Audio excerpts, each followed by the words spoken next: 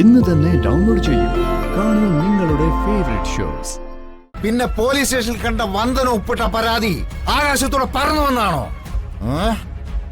ചാനലുകാർ സ്ത്രീധനത്തിന്റെ കണക്ക് വെച്ച് എന്നെ നാണം കെടുത്തിയത് അവരുടെ കെട്ടുകഥയാണോ? എല്ലാം എല്ലാം നിന്റെ പ്ലാനിങ്ങാ. അത് നീ നിഷേധിക്കുന്നുണ്ടോ? ഇല്ല, അതൊരു പ്ലാനിങ്ങിന്റെ ഭാഗം തന്നെയാ.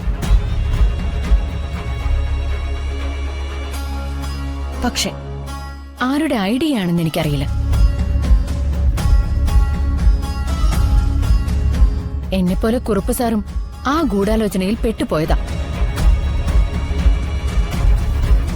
ഉന്നം വെച്ചവരുടെ ഇരകളിൽ ഒരാൾ.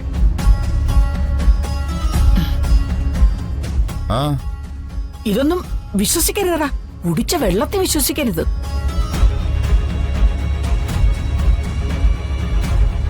പൊടിച്ച കള്ളിയാണിവൾ.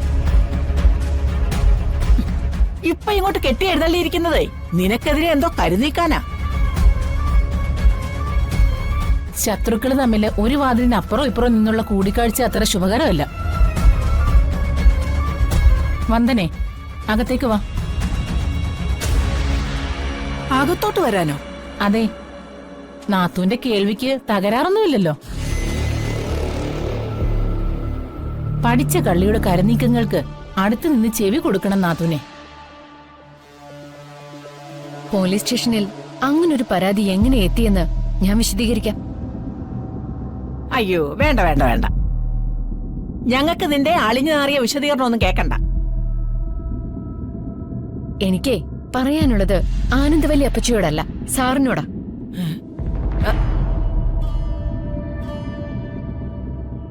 ആനന്ദവല്ലിയോടല്ല, കുറുപ്പ് സാറിനോടാണെന്ന്. ഞാൻ നന്നായി ഒന്ന് ശ്രമിച്ച ഈ ഗൂഢാലോചനയ്ക്ക് പിന്നിൽ ആരാണെന്ന് ബോധ്യപ്പെടും.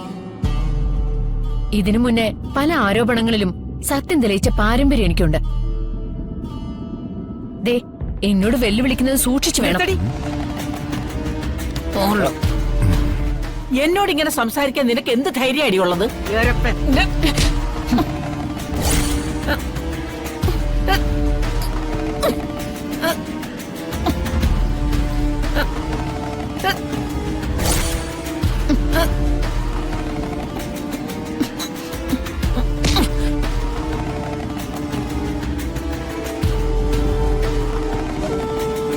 വേണ്ട, അഭ്യാസം കാണിക്കാതെ നിന്നോണം, അല്ലെങ്കിൽ വിവരം അറിയും.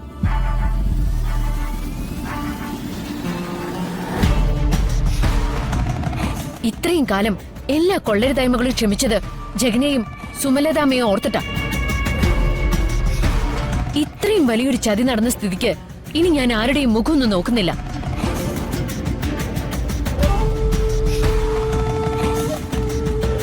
ഗൂഢാലോചനയിൽ എന്നെ കുടിക്കവരുടെ ലക്ഷ്യം ഞാനല്ല, കുറുപ്പ് സാറാ.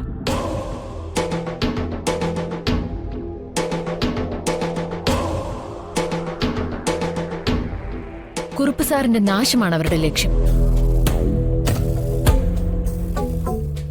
ബുദ്ധിമാനായ കുറുപ്പ് സാറ് ശരിക്കും ഒന്ന് ചിന്തിച്ചു കഴിഞ്ഞാ പ്രതിയെ കണ്ടെത്താവുന്നതേ ഉള്ളൂ. മാനത്തെ കൊട്ടാരം